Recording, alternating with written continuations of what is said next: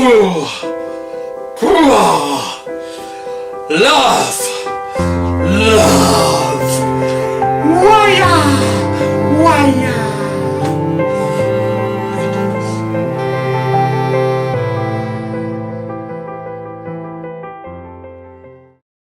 Hello! I'm back again with another pitch. Way! It's quite hard. I'll be really honest with you because I've had no responses so far, and you know, it's hungry and hard being an artist, which I am, and I'm vegan now, not because of the animals or the climate and all that stuff, because it's just cheaper. It gives you a focus, you know. If I just get those beans and I put them on the toast without butter, just with Marmite, and I can just eat those, you know, 2 times a day, maybe once on the weekend when it's a bit leaner. But you know, and I've lost a lot of weight, you know, off my ears, and you know, being an artist is what it's about: hunger and artists. I mean, look at Gary Lineker. You know, he struggled on that market selling broken biscuits before we did the Chris adverts, you know, and really made it. You know, he's an inspiration. So you know, and love just keeps us going, doesn't it? You know, between a boy and a girl, or all the other sorts, combinations. You know, which is right in this day and age. And I thought, why not do a romantic comedy? You know, that's what people like, don't they? They love a romantic comedy. I've never seen one. But I'm sure I can write one. So here is my pitch, which I love to call Love, Apocalypse.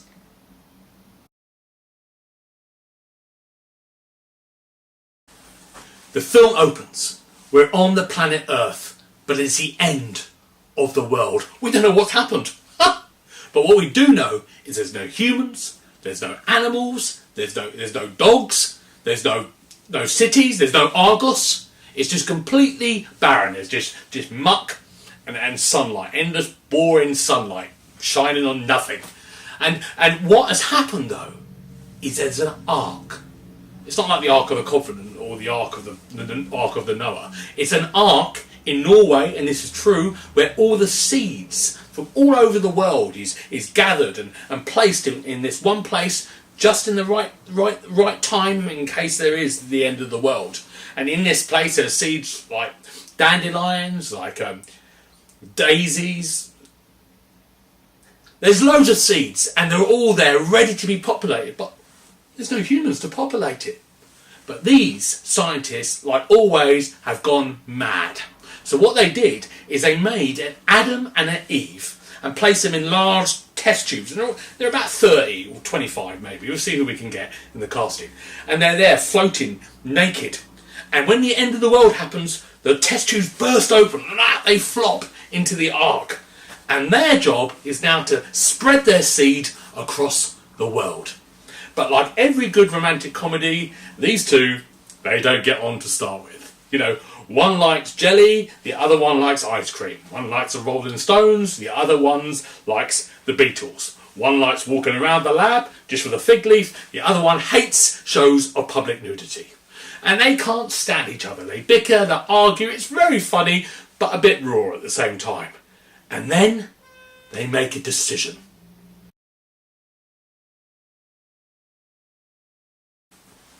So the decision is made. They go out of the ark and they split the world into 2. They put a line down the middle so neither can walk.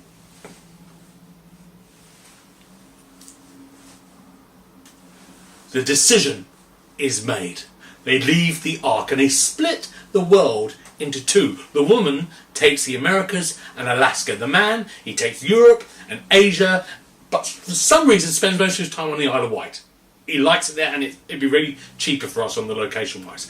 And they spread their seeds for 20 years until a whole new ecosystem is born with new animals, better animals. So you could have cats that are quite nice and dependent, and the dogs that just want to cuddle all the time, and badgers and werewolves and some dragons, some unicorns, the really good ones. You know, no wasps. There'd be no wasps It's a brilliant new world. But now, the man and the woman, Adam and Eve, they're lonely. And the woman sits on the beaches of Brazil and looks out across. And the man, he sits on the beaches of Portugal and he looks out across, and they wonder what the other one is doing now. Maybe they weren't so bad. And the music swells. And bang! Aliens arrive. End of Act 2. The aliens are here. But they're not here to kill Adam and Eve. Oh, no. Far from it. They're here to grab Adam and Eve and take them back to their home planet of Yang. Because they've been watching them.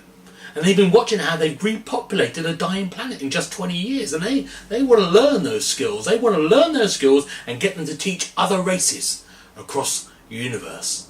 So we have a lovely little montage of Adam and Eve. They're doing the lecture circuit, TV programs, some podcasts. And they're teaching the world of how to repopulate a dying planet. And they're all going really well. Everyone loves them.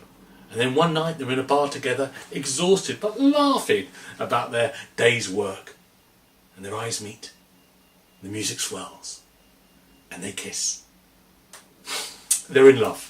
There's a marriage back on Earth, everyone's invited, all the aliens, and there's some comedy montages of aliens doing speeches and doing a bit of karaoke and doing some dad dancing, aliens, and it's going to be fun. It's going to be fun. And then, 1,000 years later, and the Earth once again is populated by humans and cities and lovely animals, dinosaurs, they're there for some reason. And everyone is there having a great time. The camera pans out. There's a meteorite coming towards the Earth. Blackout. See? Circular, you see? So it's a circular thing. So that's what people are into these days. Keeping things circular, So there you go. There's my little thing. That's called Love, Apocalypse. I really, really do think this is the one. This is the one. It's got to be!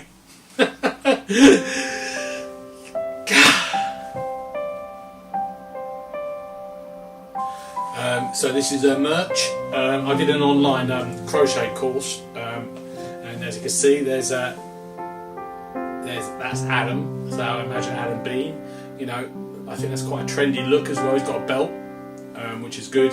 That's where he keeps his seeds. And I'm just going to show you some of the kissing techniques that you might find in the movie. So what might happen is two people are embarrassed first of all, so it's a coy thing. So and then they might awkwardly go towards each other, and then it's like it just hits at that moment. It's awkward. It's quite nice, and then maybe that moment of and then satisfaction. Love. I've got too high. I've got way too high.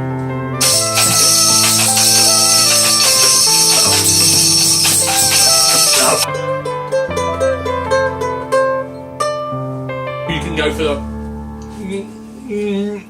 really passionate, hard kissing for, there they are, both of them together. I think that's quite, the colour combination is really good. The sort of more sort of Mickey Rourke, kind of 80s Mickey Rourke. Really going at it, I'm no stranger to love. That's why it makes me quite good for writing this. So, I've known love known me. I've got a picture of my one true love here. There's Becky there with a hat on. She's standing next to her mate, who she insisted was always with her every time we went out. They were very close. They used to, quite touchy. So we never really had any sort of private time together, as it were, because of her friend. But we were definitely boyfriend and girlfriend. And that was definitely going on, but not really on her own. But I liked Harriet. Harriet was really nice. She loved drumming, and she was always drumming for some reason. And they would always go off and drum together. Certain nights I say, "Do you want to go to the pictures, Becky?" "No, I'm going to go drumming with Harriet." And Yep, I never saw them drumming, but you know that's it. But she taught me about love, and I always will thank her for that. You know, she hasn't called me for quite a while.